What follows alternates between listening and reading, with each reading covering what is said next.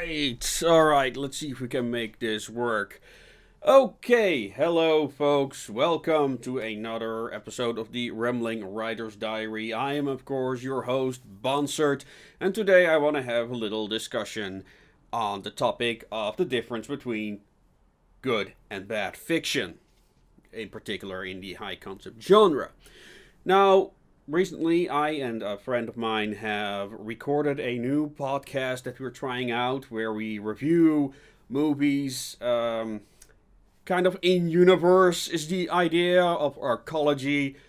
You'll see when we produce the first podcast. I hope to have it done this week. For our first pick, we decided to watch the movie The Day the Earth Stood Still from 1951, which is a, vintage sci-fi movie that had a major impact. And when I watched it for the first time this week, I was very pleasantly surprised, because it has all the elements that make for a good story overall. You have an interesting concept that asks interesting questions, and it has very well done characters and some interesting music. Now, I also came across a 2008 version with Keanu Reeves as one of the main characters. I wasn't aware this movie existed, and I watched it, and there's a good reason for that, because the 2008 movie is terrible in every conceivable way. So I thought about this, and I thought about the questions that The Earth Stood Still from 2051 asked. And this is basically, why would an alien come to Earth? Well, the basic premise is that there is this alien called Klaatu who comes to the Earth and makes a very public display of himself as he lands in Washington, D.C., however, he doesn't want to explain his motivations to just anyone. He wants to speak to all the leaders in the world because he believes that his message is too important for one person to spread. And for good reason. Now, this, of course, happens during the Cold War era, so you have, it's a big social commentary in that regard on the state of the world. But it doesn't pass judgment on it. So we're going a bit into spoilers here, but it is very relevant, and it's also one of the reasons that I'm trying out this background where we actually have a snowstorm. So yeah, I hope the lighting is working well.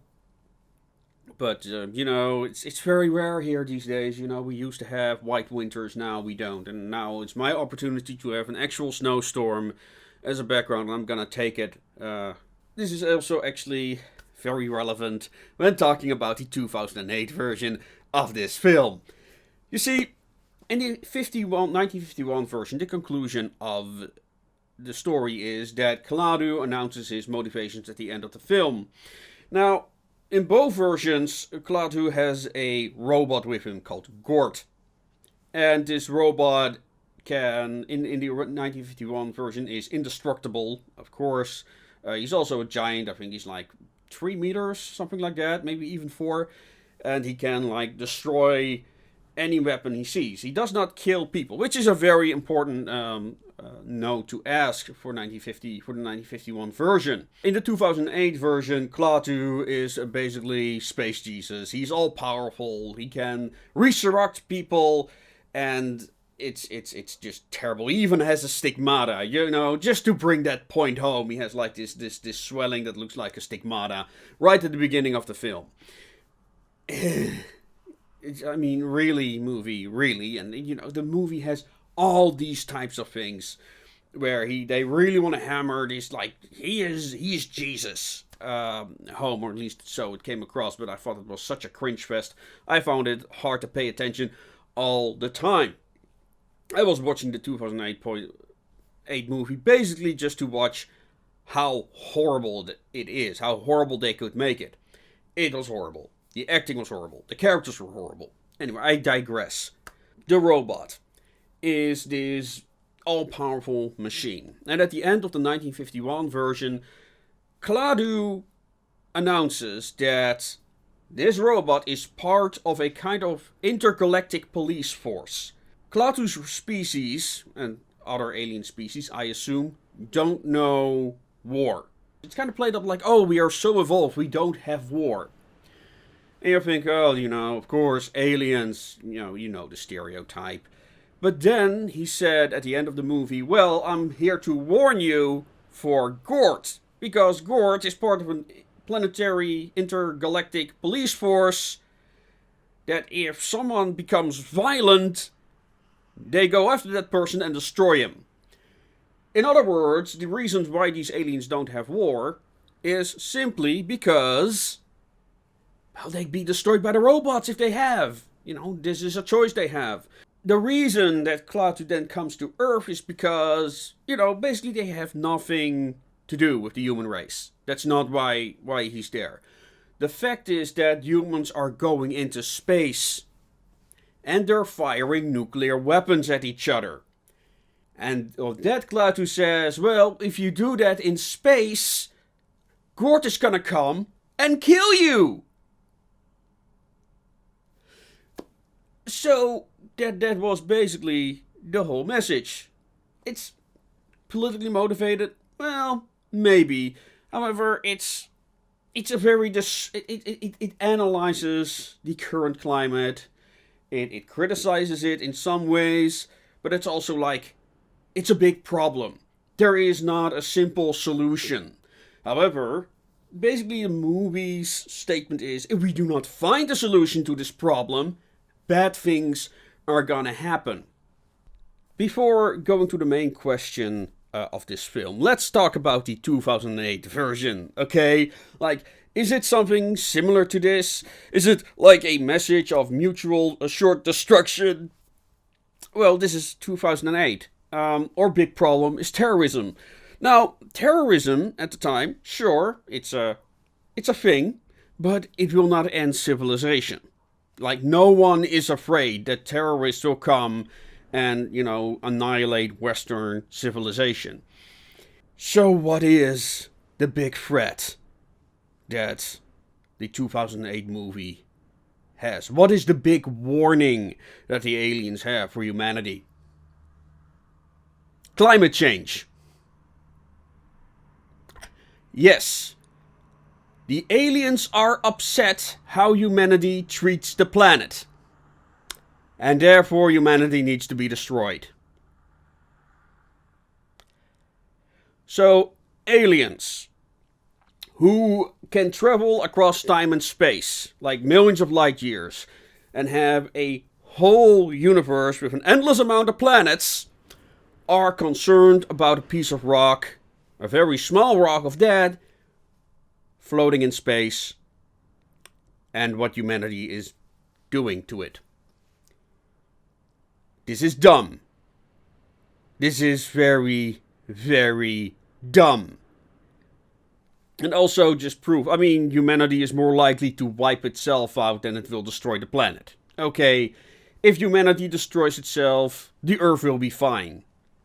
Give or take a few millennia, life will have replenished itself. There will just not be humans, or very few humans, or a different version of humans.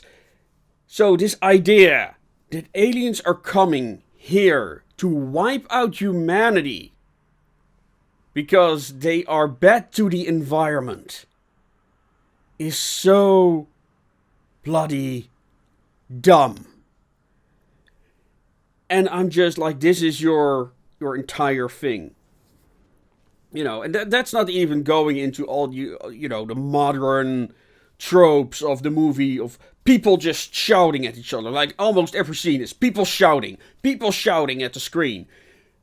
All these action scenes, like, it's not enough to have one attack helicopter. No, we need like F5. And oh yes, and also tanks and Humvees. Like, it's like they had like vouchers from the army, and like they needed to spend them before a certain date, so they throw out all the vouchers at the army, like, we need all your hardware because we need to get rid of these vouchers. It is that kind of movie. Like, everything needed to be violent, everything needed to be like epic. And when there is a moment of some peace and tranquility, it's like violence. This film is terrible. It's probably one of the worst films I've seen in a very long time. I mean, the last time I was this horrified by a film was probably the Golden Compass movie, which I also hated with a passion. I could not watch that film. So ignore the 2008 version. Go watch the 1951 version. So, okay. One is very bad. Has very little merit. None. The other one is surprisingly good, especially considering its age. Sure, it's, typical science fiction of the era, which involves a lot of people talking in rooms, people talking in an office room, people talking in a hospital room, people talking in a office. But it's good. The dialogue is good. The details are good. There's things you can spot in the scene.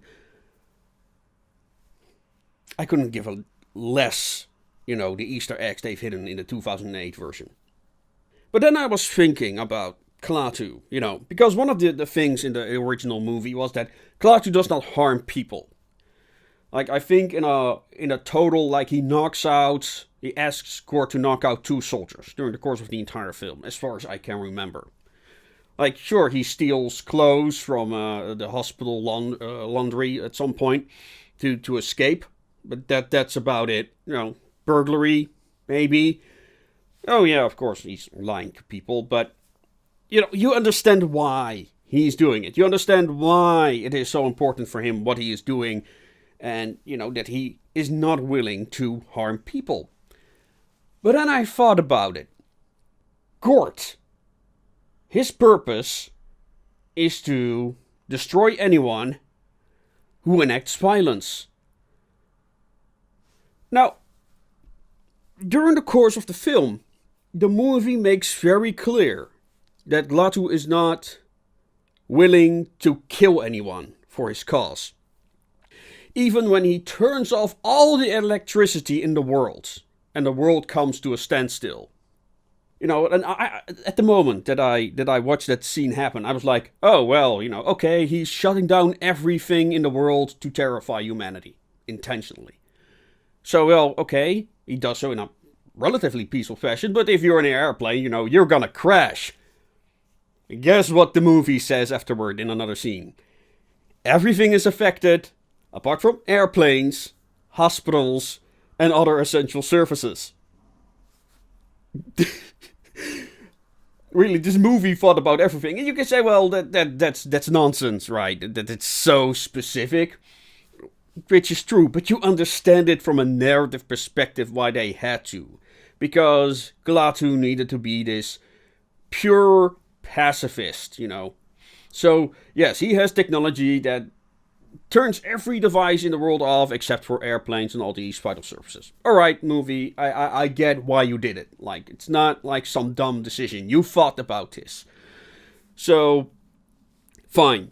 This is like one of those moments that you are willing to, or at least I am willing to land my suspension of disbelief for the story to make sense, for the character to make sense. But then I thought about it this morning, and I wanted to comment on how terrible I think the 2008 film is, but I thought, just to make a video on that, no. It's just too much. But then I thought about this conundrum of Klaatu and his unwillingness to kill anyone. And then I thought about Gort. Because Gort kills anyone that does violence upon somebody else. So, I like Klaatu because of his pacifism, his unwillingness to kill anyone. And then I was like, wait, but is that true though? Is he doing it because he's such a pacifist? Because, this is what he believes? Or is it because Gort will destroy him if he doesn't? Now, this question is not answered in the film. It may not even have come up in the minds of the writers, or maybe Klaatu was sent there by the international community. I'm not even entirely sure. Maybe he was, and then this whole question doesn't make any sense. But imagine, let's for the sake of argument say that this is not clarified, Because if Klaatu was sent by the international of intergalactic community, it's very likely that Gord let him do whatever he wants, right? Or the other robots, for that matter. But let's say that they didn't, and he's there just to save the planet on his own accord. That puts his whole own morality into question. Is Klaatu acting out of morality? Well, he wants to save the Earth, so yes, he does have a moral compass. But his pacifism, is that purely his own ideological conviction? Or is that because of Gord's presence? And he doesn't want to, provoke him in destroying him. And this is the difference between... And even if my question is all wrong, even if I got the movie all wrong, right? It is these types of questions that separates good fiction from bad fiction. I don't give a damn about the questions the 2008 film asks. It might as well be a movie they purely made like because they had army vouchers that they needed to use, or because I know there are such contracts in Hollywood, and also because, they wanted to pander, if we have to spend money on something stupid, let's also pander, so maybe this particular group of people will promote the film. And let's make it about climate activism, because, that's a hot topic, even though...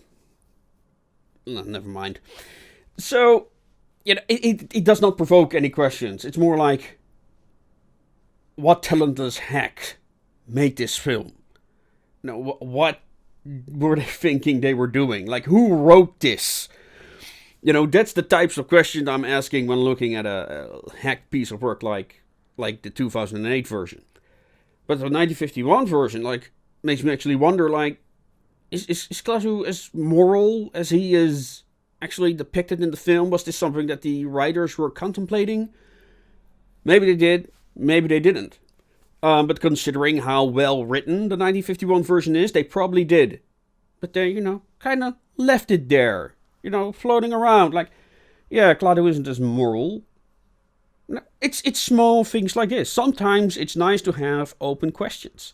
Sometimes certain questions you don't want to have answered, because you want to be able to contemplate about it yourself and think about it. And, this is why SCP as a series is so interesting. What I want to achieve with my own writing is to have certain things open that makes the reader question,